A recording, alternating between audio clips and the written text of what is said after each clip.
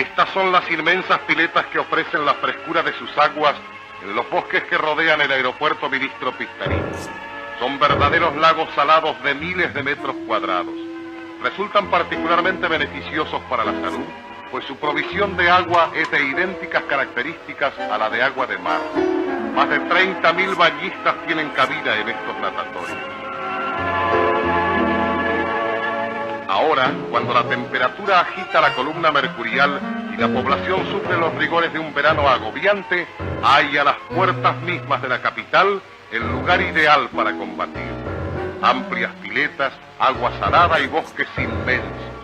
Tempranito, pues, justo recorrido por la moderna autopista hasta los natatorios y luego que venga el calor.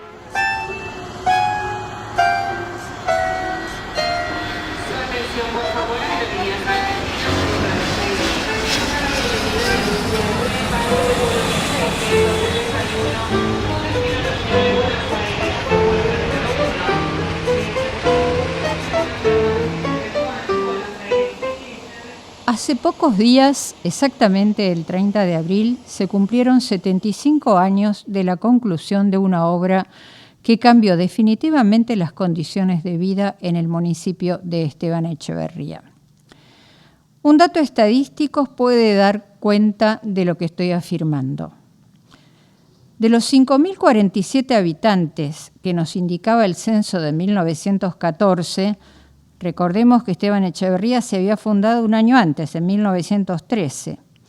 Bueno, de esa cifra, hacia 1931, es decir, 17 años después, según un censo del Consejo General de Educación, la población alcanzaba a 6.482 habitantes, siendo Monte Grande la única localidad con más de 3.000. La tasa de crecimiento era muy baja, 27%. Pocos años después, en la década siguiente, o sea, habiendo transcurrido apenas 16 años más, no, un poco más, el censo de 1947 daba para nuestro territorio una cantidad de 19.068 habitantes.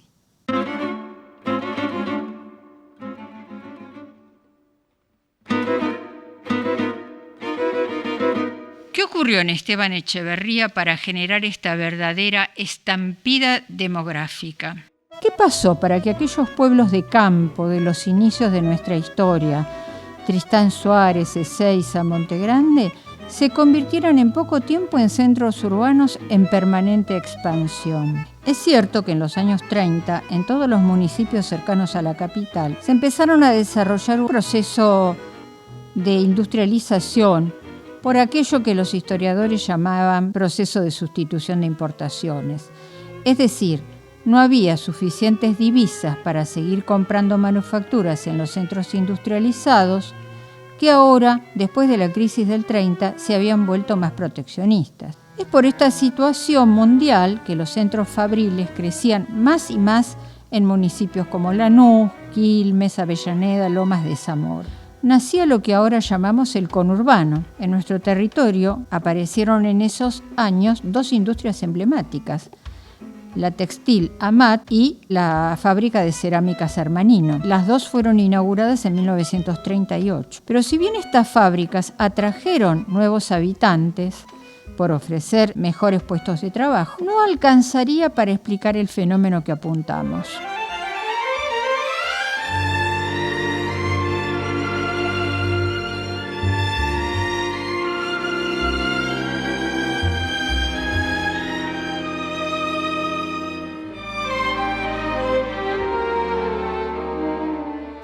Para explicarlo, tenemos que situarnos en lo que fue el peronismo y el proyecto social y económico que desplegó en todo el país.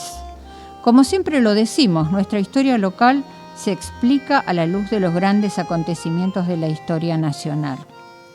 Desde 1946, al iniciarse la primera presidencia de Juan Domingo Perón, se puso en marcha lo que se conoció como Primer Plan Quinquenal.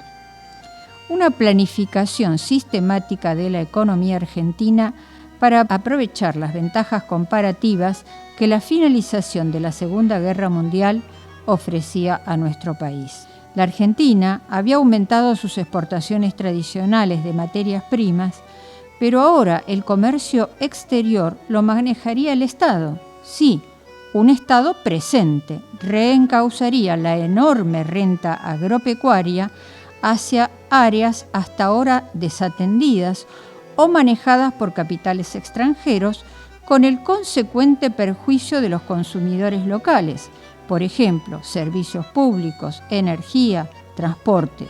Ahora serían nacionales y con tarifas no decididas desde afuera, y además se apostaría a la industrialización con apoyo de entidades bancarias nacionales que ofrecerían créditos baratos delineados por el Banco Central, también en este momento nacionalizado.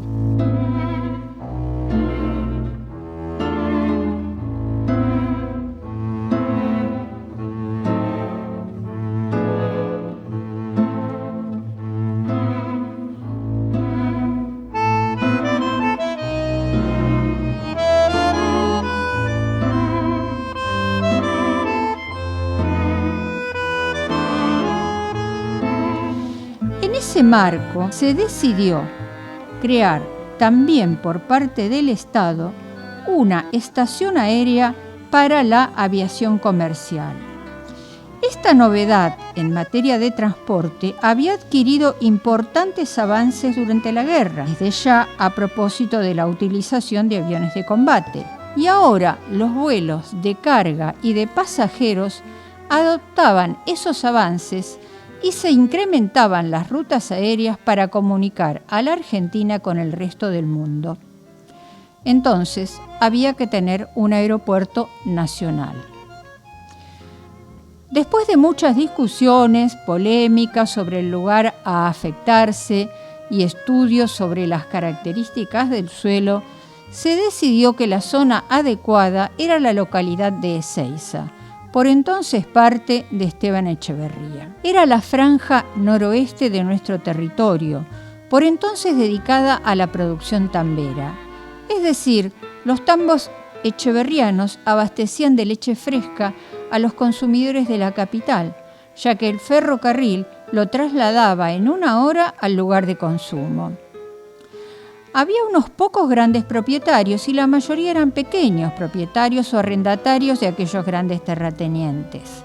Los que ejecutaban esta explotación eran en su mayoría de origen vasco, tradicionalmente asociados a esta actividad, muy esforzados y ahorrativos en una tarea que no contaba con ninguno de los adelantos técnicos que ahora la facilita. No existía el tambo mecánico, el ordeñe era manual. Bueno, estas tierras iban a ser expropiadas por el gobierno. Después de hacer una tasación, se indemnizaría a los propietarios. La mayoría no estuvo de acuerdo. Hubo conflicto de intereses. Hubo también situaciones dramáticas, como la de una mujer que por no querer abandonar su campo, prefirió suicidarse en el galpón de su chacra, pero finalmente la expropiación se concretó. Y empezaron las obras. Las ejecutó personalmente quien fuera ministro de Obras Públicas de la Nación entre 1943 y 1952, el general ingeniero Juan Pistarini. Pero concibió un proyecto que era más que una aeroestación, que ya de por sí iba a ser el más grande aeropuerto del mundo. Además, se desarrollaría un proyecto urbanístico de recreación y de asistencia social, que contaría con áreas forestadas. Piensen que en un lugar como Ezeiza, hasta ese momento no había casi árboles, era un verdadero páramo. Bueno, además de esas áreas forestadas, un barrio con todas las comodidades para los que trabajaban en la obra, centros recreativos con piletas, las famosas piletas populares y las olímpicas, un hospital con todos los adelantos de la atención médica de aquella época, el hogar escuela, la autopista Riccieri, que comunicaría directamente con la capital en cuestión de minutos. Todo eso, esa mega obra pública, se inició en 1945 y se inauguró el 30 de abril de 1949.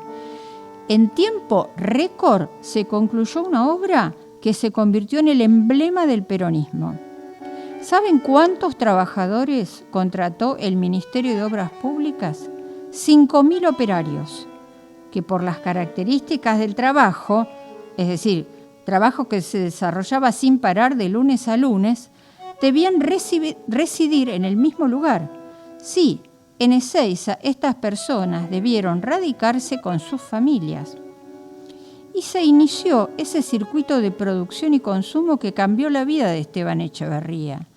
Sí, porque residían en Ezeiza, pero compraban en los comercios que mes a mes se iban instalando en la arteria principal de la ciudad cabecera, esto es, en Monte Grande. En la calle Alén se instalaban negocios de ropa, artículos para el hogar, bazares, alimentos. Aún hoy, los descendientes de aquellos comerciantes, podemos nombrar a la Casa Erfuch, a la Casa de Burstyn, que actualmente es el Bazar Popey, y otros muchos, recuerdan cómo sus antepasados, que habían creado estos negocios en la década del 40, recibían a esos trabajadores del aeropuerto que venían a gastar con avidez sus jornales para abastecerse dentro del mismo territorio echeverriano. Por eso, el dato que anotamos al comienzo. La población de nuestro partido se multiplicó. La sociedad era otra. Ya no solo los pocos habitantes dedicados a tareas rurales y alineados obedientemente al gobierno de una dirigencia conservadora y patriarcal. Ahora había otros trabajos, se accedía a otros beneficios y la gente estaba aprendiendo a defenderlos. Hasta se podía comprar un lote en cómodas cuotas y construir su propia casa. Se iniciaba una nueva etapa de la historia echeverriana y también de nuestro país.